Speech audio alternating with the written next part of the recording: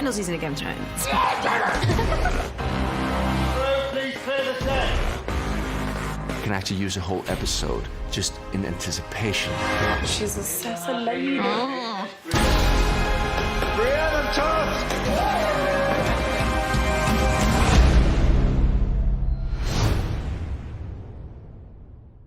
Weed out. Do we do the lines or we just look up? Can we do the lines, right? Here we are? Yes, sir. Okay. Why not, right? Background. Well, here we are. Yes, here we are. Because we were spending so much this season in Winterfell, that meant greatly expanding Winterfell. You can't just use the same 3 or 4 sets over and over again without it starting to look redundant. Winterfell has grown from, what was in season 1 and 2 a courtyard into a proper castle. When we read the outline for season 8, it was clear that it was so big what was required of it that we had to have a complete rebuild.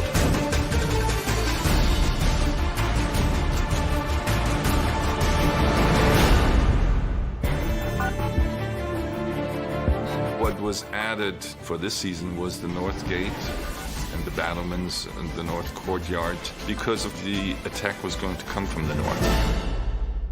Right, we are in the new courtyard in Winterfell. The old courtyard ended where this wall was, so it was relatively small. We needed an expansion of the whole castle because we have refugees. We have an additional army that needed feeding. We took the old Winterfell model. I literally took a scalpel and pulled that wall out in foam core, and then it opened up the whole space. And seeing all of the different activities that took place in these castles is really important. Almost the back of house activities in the castle was like, well, how were these people fed? Where did the beer come from? Just come through the North Gate in this area where we have got our soup kitchen. We made spoons and ladles and bowls and things that you kind of take for granted, but actually require quite a lot of work. And we have a brewery. We have barrels that are practical and people can be drinking. I do a lot of research on the history of food and what was available and what we would have eaten. The other side, we have our bakery. We would have breads that were made fresh and ones that were treated so that they wouldn't disintegrate after a couple of days. I mean, working on a set that looks good on every angle, that's why it gives you the options, You could literally go from one side of Winterfell, upstairs, downstairs, into towers, out of towers, and create these long continual shots. It was very, very exciting. I mean, there's so many layers, levels, which opens up a lot of chances of moving the camera through those after our characters. So what Deb did and her team was to create these incredibly realistic environments. If the actors are in an environment that seems real to them, it's much easier to get a good performance. Go inside and you're completely transported. You have to remind yourself by knocking on the walls, and then you can hear that it's fake.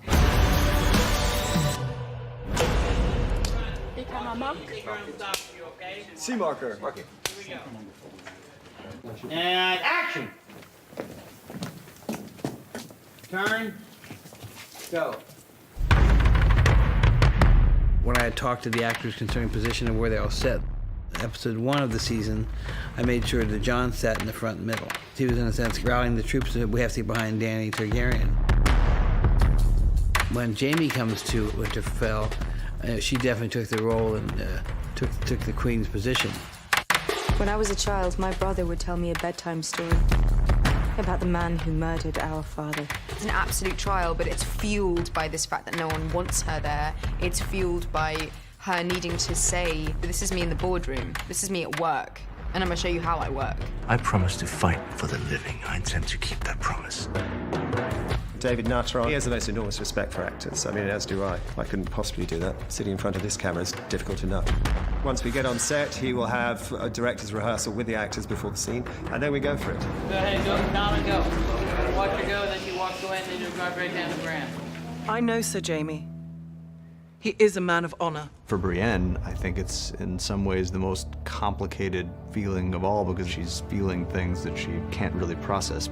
It goes all the way back to the beginning of their relationship when he kind of jumped in the line of fire for her. Without him, my lady, He would not be alive. Brienne's a very naturally shy person, and she stands in front of that room and she puts herself on the line.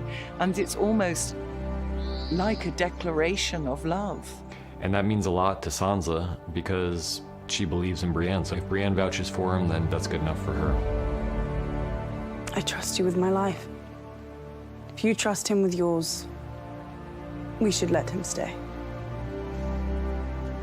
What does the Warden of the North say about it? That's the first scene we see him after he's heard all the information from Sam. We need all the men we can get. And so I think even the fact that Jaime Lannister's here, he's sort of just not really in the room. The moment that Jon found out that he started to cool off with her, that was really the kind of thing in which he was avoiding her.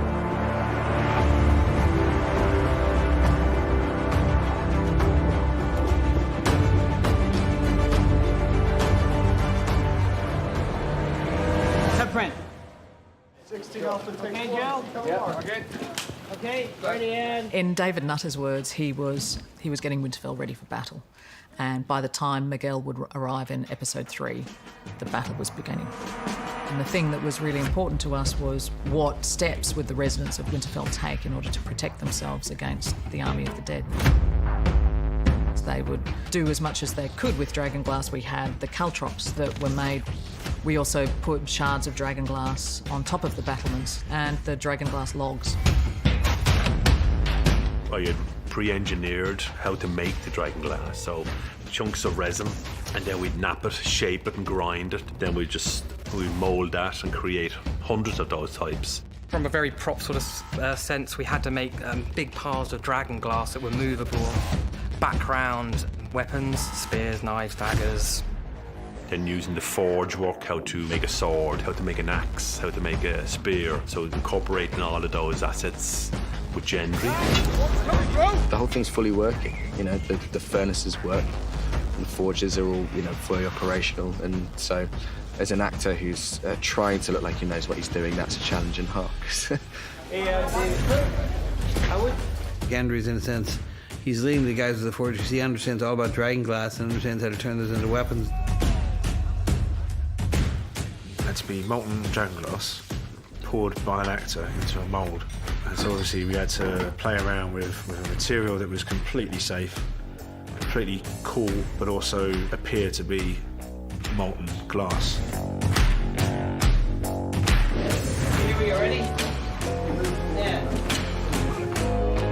Arya goes to the forge, and then the sense of, oh, Gendry's here, and he's looking good.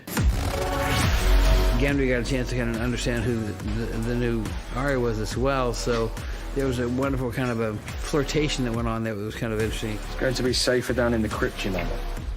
Thank you. You're going to be down in the crypt? Here we go. She basically proves him in a display of her prowess. She takes about 4 or 5 of these Dragonstone's knives and kind of throws them into posts and kind of, hits these posts 5 times in a row, and he's like, holy shit, she's got some abilities. I enjoy new experiences. I look forward to seeing this one.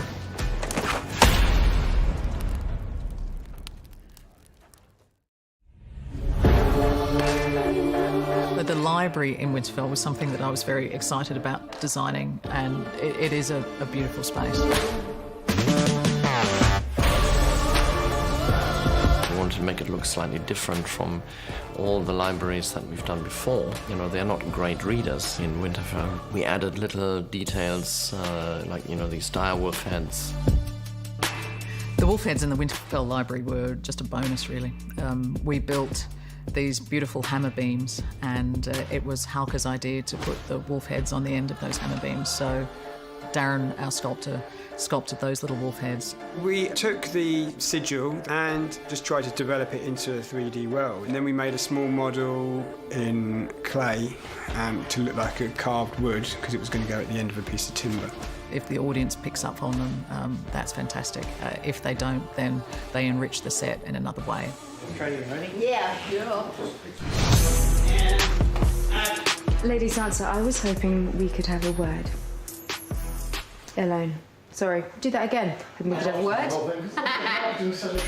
It was actually quite bizarre because I only see Emilia on screen And it's like kind of a fan moment. I mean, I know her in real life, but as Daenerys, I only see her on screen. But it was really, really fun to work with her. I thought you and I were on the verge of agreement before. It was a lioness versus lioness.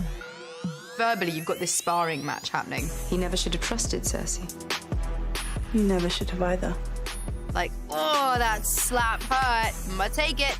Not gonna slap you back. Families are complicated. Oh, certainly have been. You're driving in, you have to sit first, but as you're sitting, you could indicate, like... Yeah. She comes to Sansa, with a bit of an olive branch, trying to find a way inside that kind of cool exterior that Sansa presents. I'm here because I love your brother. But she's just forgetting the critical matter, which is Sansa thinks of the North in every way that Dany thinks of Westeros. The North is hers. It's the Starks. It's theirs. It was taken from us, and we took it back. We said we never bow to anyone else again. What about the North? And cut. Just fancy your brother loads. He's really sexy. And we have cutting. You remember it right.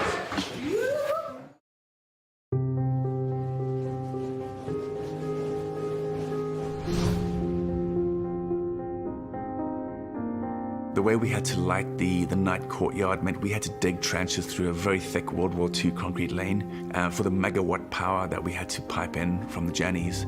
So it was a bit more like preparing for Glastonbury than it was for preparing for a short stay location. Oh, for fuck's sake.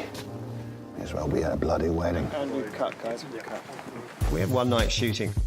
We had 3 principal cast up there, 3 cameras, background, our crew, and we had every kind of weather. We had clear skies, we had horizontal rain, horizontal sleet, big fluffy snowflakes, and so we had to cover ourselves in every kind of weather.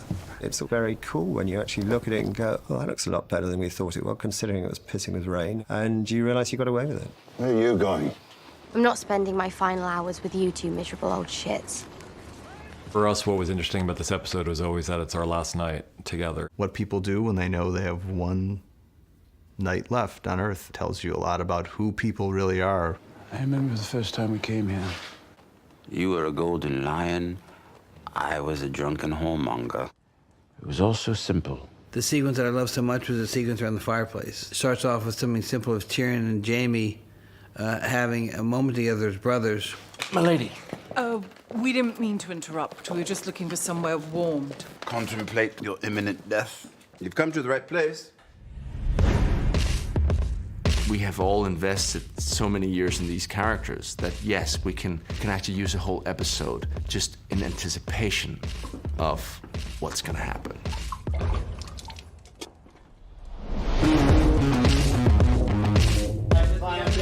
And there was a good gang in the room. We've got Peter and Tanya, myself, Brian, and that wonderful atmosphere that the guys have created. Figured I could wait to die freezing my balls off out there, or wait to die nice and warm in here. For Tormund, the best thing to do is to drink and to try to enjoy life. And of course, life is love, and love is Brienne. So he's just hanging around, trying to show her why he's the best guy ever. They call me Giantsbane. Want to know why? I've now watched it probably 300 times, but I still always laugh when Tormund starts telling his backstory. That's how I got so strong. Giant's milk. Partly in the way that Kristoff portrays Tormund, and partly in the reactions of the other characters listening to him. Part just in the way that Tormund chugs the goat's milk there. It's really pretty incredible. And he was really chugging milk. Maybe we'll have that drink.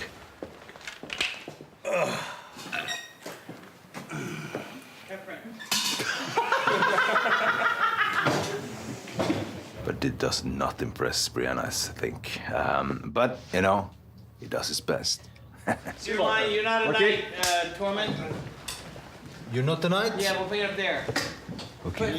Put fuck tradition a little closer together, tighter. Yeah. And action.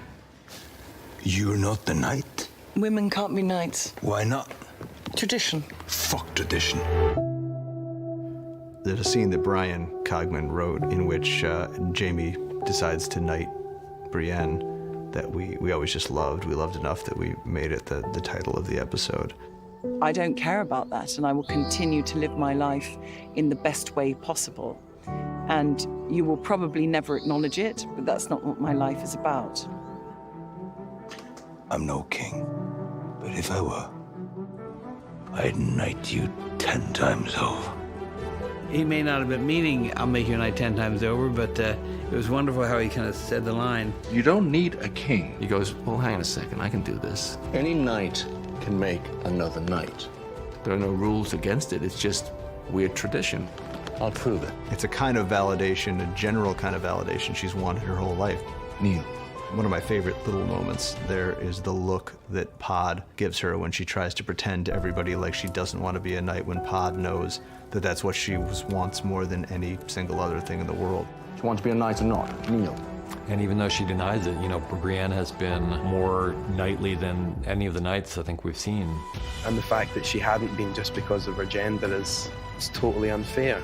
As humans, like to feel accepted. And the idea of those sorts of stereotypes being pulled apart is incredibly important. In the name of the warrior, I charge you to be brave. We were on his coverage, he kind of zoned out for a moment. And what I mean by that is he was so into the character, he wasn't self-editing, or he wasn't aware of what he did, and he goes, I hope that was good because I don't know what happened. Then is when I know an actor's got it. Arise, Brienne of Tarth, a knight of the Seven Kingdoms.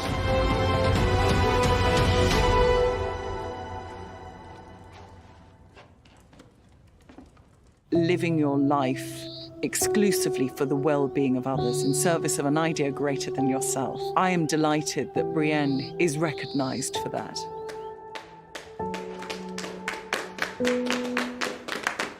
Sir Brienne of Tarth, Knight of the Seven Kingdoms. She deserved it. She really deserved it. A bit problem that it came from Jamie, though. But we'll see. How about a song? One of you must know one. I thought, could someone sing? Would Tormund sing? And then Dave Hill mentioned to me that Daniel Portman has a great voice.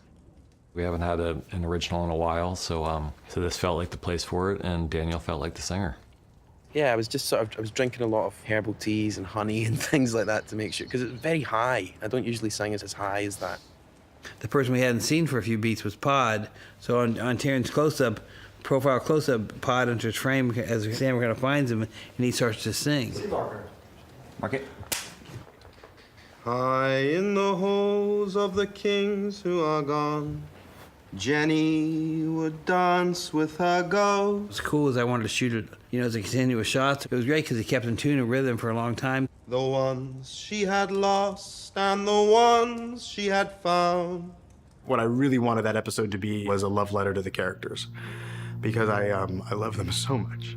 Most of the scenes of that episode, it's really these characters in a room sharing their humanity. The ones who'd been gone for so very long, she couldn't remember their names. I pledge to fight for the North, and I will fight. Spun her around on the damp old stones, spun away. Your father taught me how to do what's right. This is right. And she never wanted to leave. Never wanted to leave. Never wanted to leave.